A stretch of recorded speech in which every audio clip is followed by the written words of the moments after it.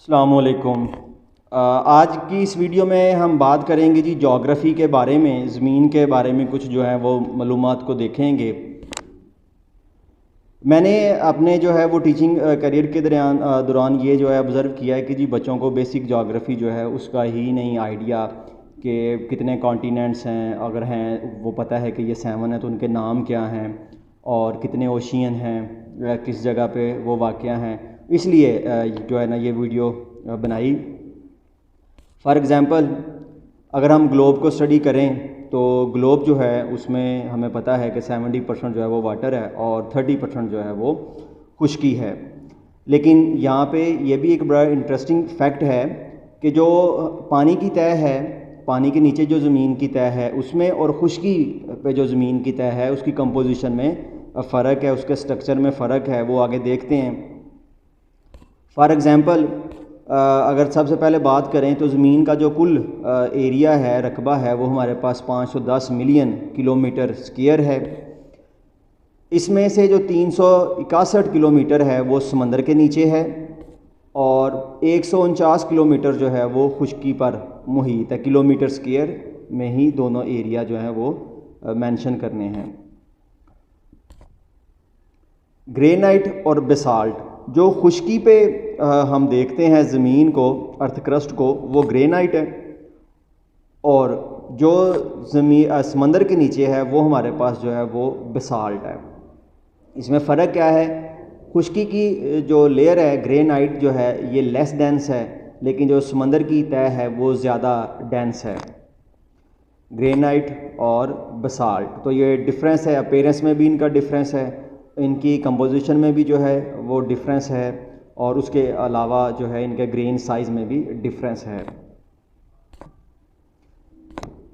Basalt और granite में फ़र्क क्या है?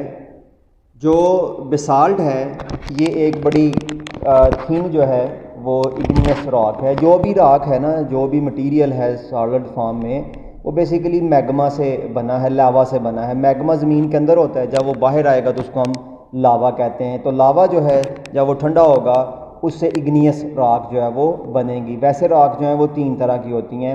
इग्नियस रॉक हैं, इसमें सेडिमेंट्री रॉक्स हैं और इसमें मेटामॉर्फिक रॉक हैं। इसमें आयरन और मैग्नीशियम, सिलिकेट, ऑक्साइड, कार्बोनेट जो हैं वो पाए जाते हैं बेसाल्ट में। और इसका जो ग्रेन साइज़ है वो छोटे साइज़ का है।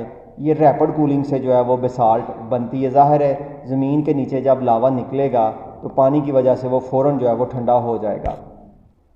लेकिन जो ग्रेनाइट है ये जो है ये थिक इग्नियस रॉक है। ये स्लो कूलिंग से बनती है क्योंकि एयर जो है वो उस मोल्टन लावा को बड़ी स्लोली जो है वो कूल करेगी।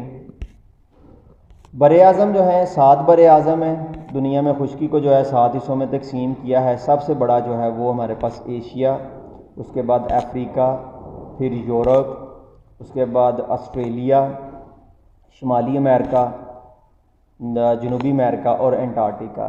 अगर हम इनको याद रखना चाहें तो हमें ये याद रखना पड़ेगा कि इनमें से 6 जो हैं वो ए से शुरू होते हैं। Asia, Africa, America, Antarctica, north America, south America, Antarctica, Australia, और एक जो है यूरोप जो है वो ई से स्टार्ट होता है। सबसे पहले अब हम मैप देख लेते हैं। ये एशिया सबसे बड़ा कॉन्टिनेंट है और एशिया में जो है वो according to UN, United Nation, 48 जो हैं वो कंट्रीज़ हैं एशिया में। 48 ममालिक जो हैं वो एशिया में हैं। इसके बाद अफ्रीका, अफ्रीका जो है इसमें 54 जो हैं वो कंट्रीज़ हैं अफ्रीका में। यूरोप की अगर हम बात करेंगे तो यूरोप में जो है वो हमारे पास 44 ममालिक हैं, 44 कंट्रीज़ जो हैं वो यूरोप में मौजूद हैं। रशिया और टर्की जो है ये दोनों वो कंट्रीज़ हैं जो कि एशिया में भी हैं और यूरोप में भी हैं। ऑस्ट्रेलिया की अगर हम बात करें तो जो बरे-ए-आज़म ऑस्ट्रेलिया है इसका दूसरा नाम ओशियाना है और ओशियाना में जो है वो 14 ममालिक जो हैं वो शामिल हैं।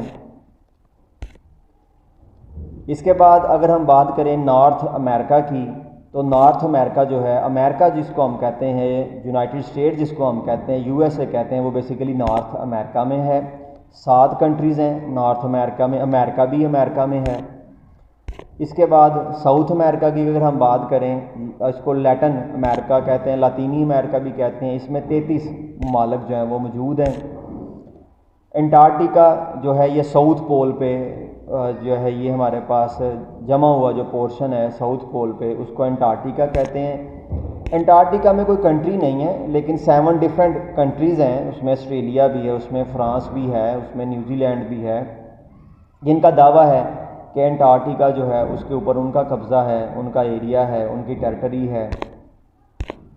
इसी तरह से अगर हम ओशियन की बात करें, बहर की बात करें, तो 5 जो है ना वो ओशियन हैं। इसमें हमारे पास जो है पैसिफिक जिसको अल्काहल कहते हैं, अटलांटिक जिसको ओकियानूस कहते हैं उर्दू में, इसी तरह से सदर्न ओशियन, जनूबी ओशियन जो है जो नॉर्थ साउथ पोल की तरफ है, इसको एंटार्कटिक ओशियन भी कहते हैं अंटार्कटिका की वजह से। इसी तरह से नॉर्थ पोल पे आर्कटिक ओशियन है,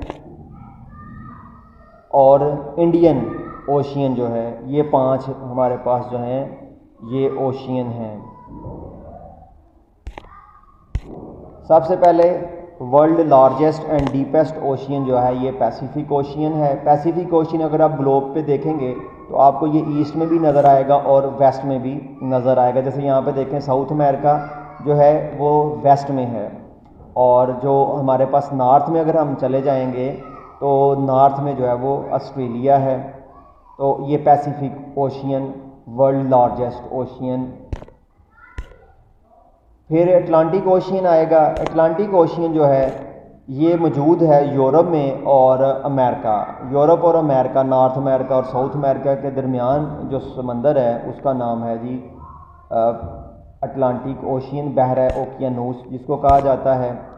इसी तरह से एंटार्कटिका पे जो है वो सदर्न ओशियन है, ये फ्रीज़ रहता है, इसमें नेविगेशन बड़े थोड़े दिनों के लिए होती है। इसके बाद इंडियन ओशियन। इंडियन ओशियन जो है पाकिस्तान जो है इसमें अरेबियन सी वो इंडियन ओशियन में है। इसी तरह से अगर आप देखें मिडल ईस्ट, अफ्रीका इसको लग रहा है, इसको इंडोनेशिया, ऑस्ट्रेलिया लग रहा है। तो इंडियन ओशियन जो है वही 3rd लार्जेस्ट ओशियन है हमारी दुनिया का। और एंड पे है आर्कटिक ओशियन। आर्कटिक जो ओशियन है नॉर्थ पोल पे वाक़ है, रशिया और कनाडा के दरमियान आप इसे देख सकते हैं। और वर्ल्ड स्मॉलेस्ट ओशियन जो है ये आर्कटिक ओशियन है। इसमें भी जो है जहाज़रानी बड़ी थोड़े दिनों के लिए होती है, क्योंकि ये ज़्यादा इसका पोर्शन जो है वो फ्रीज़ हुआ है।